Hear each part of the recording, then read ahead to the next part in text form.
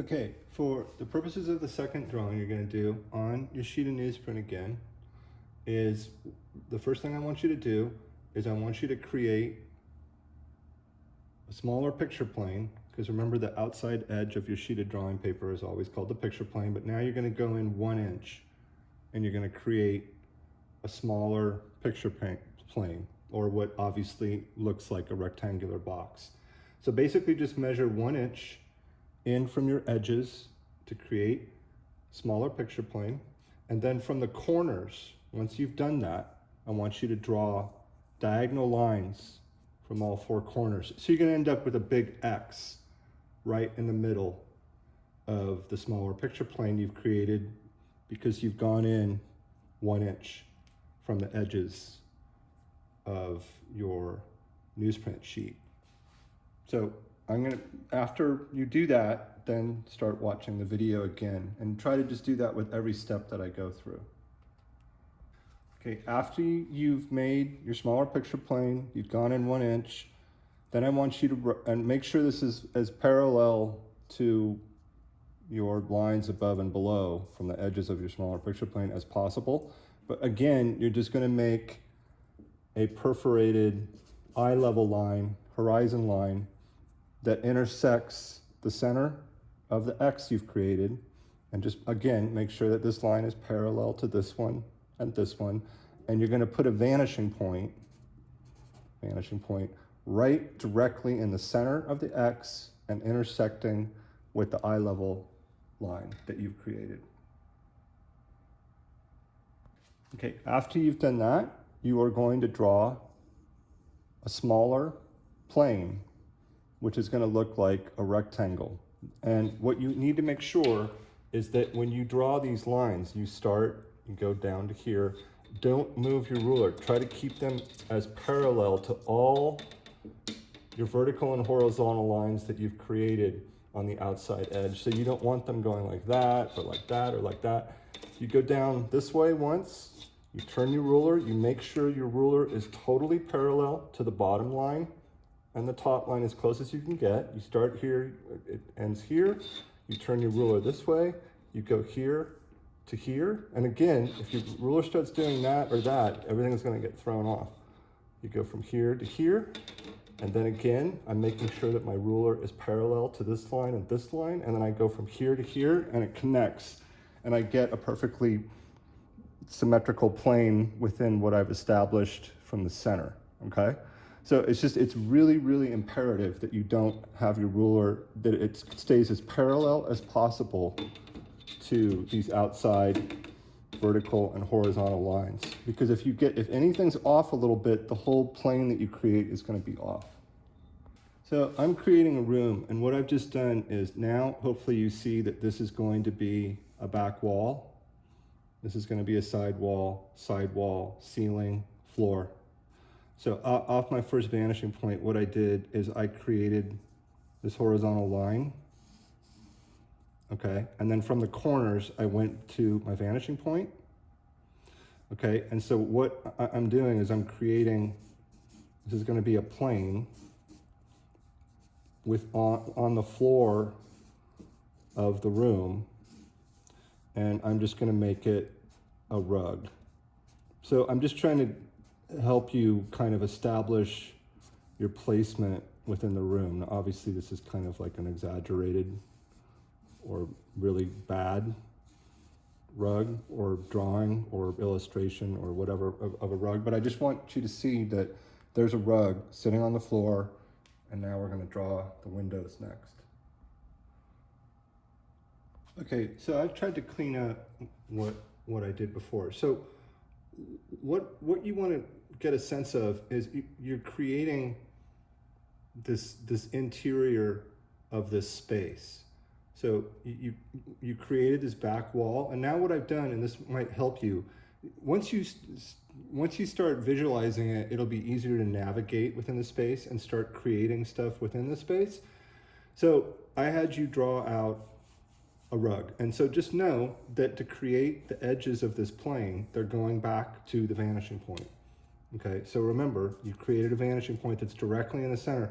All the planes that you create in the room are all going to be created by going directly back to the vanishing point, okay? And just know that all your height lines,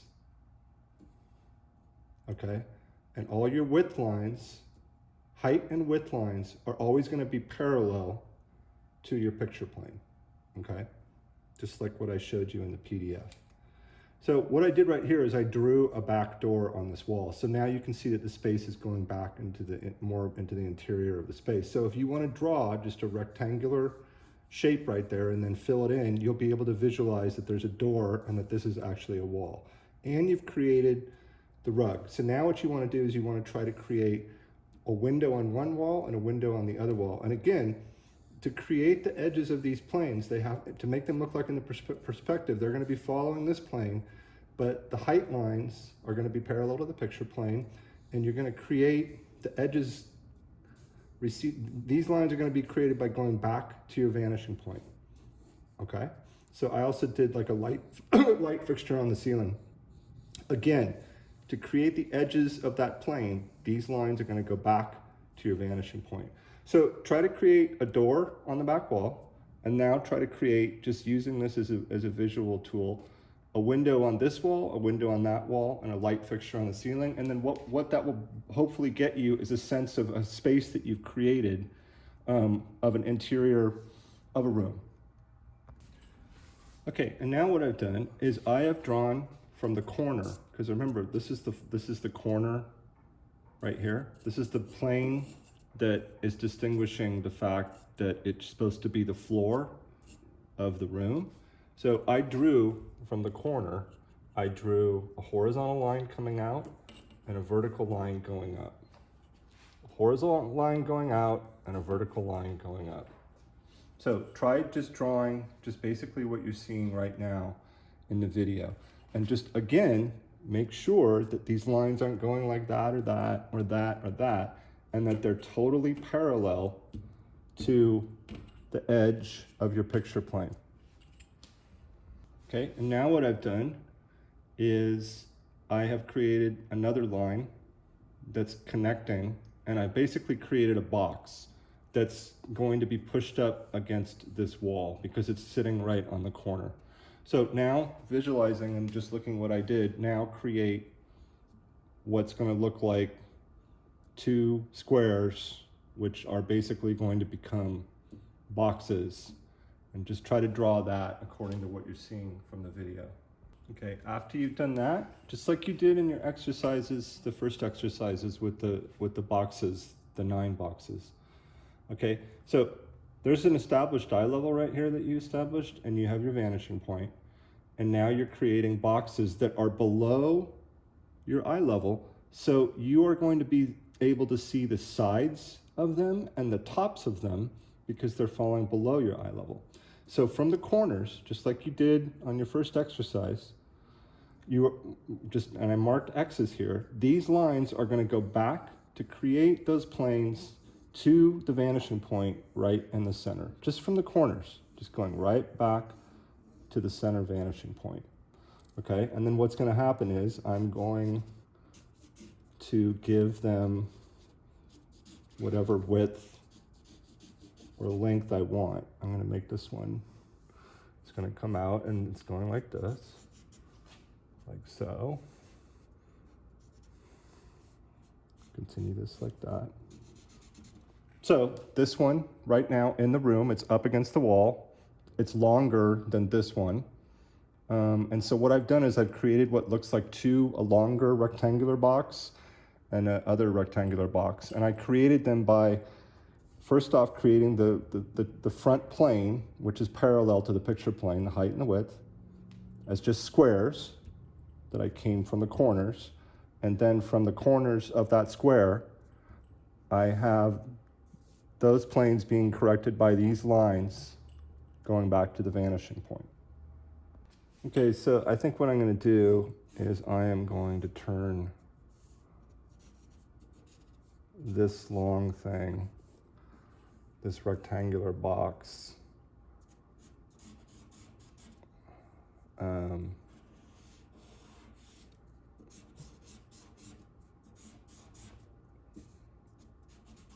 basically into, let's just say a sofa or something like that. So this is a crude sofa, but so now it looks like there's a sofa or a long kind of chair sitting up against the wall, and now I'm going to have this be like some sort of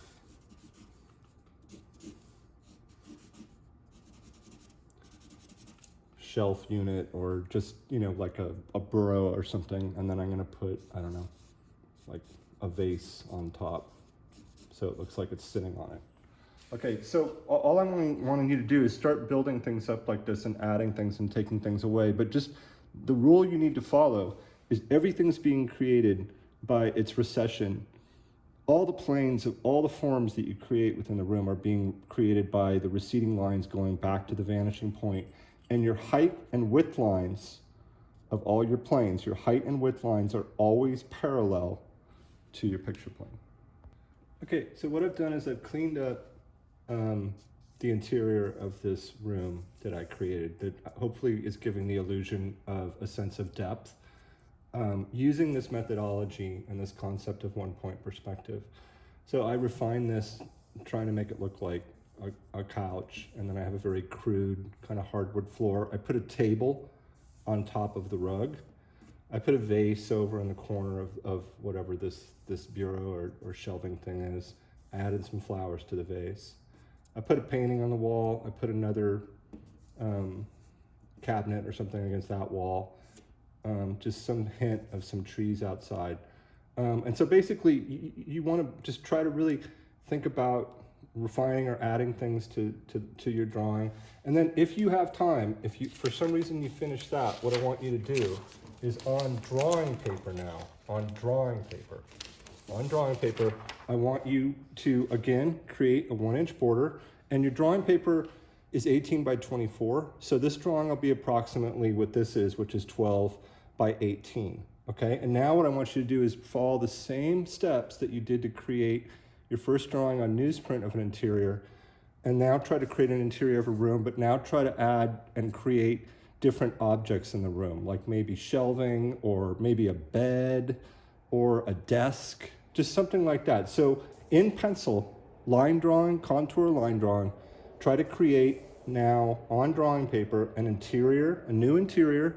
You can use the structure of your first one to help you guide everything out, but now just try to add new items or different objects in it. Try to make it basically look like a different room.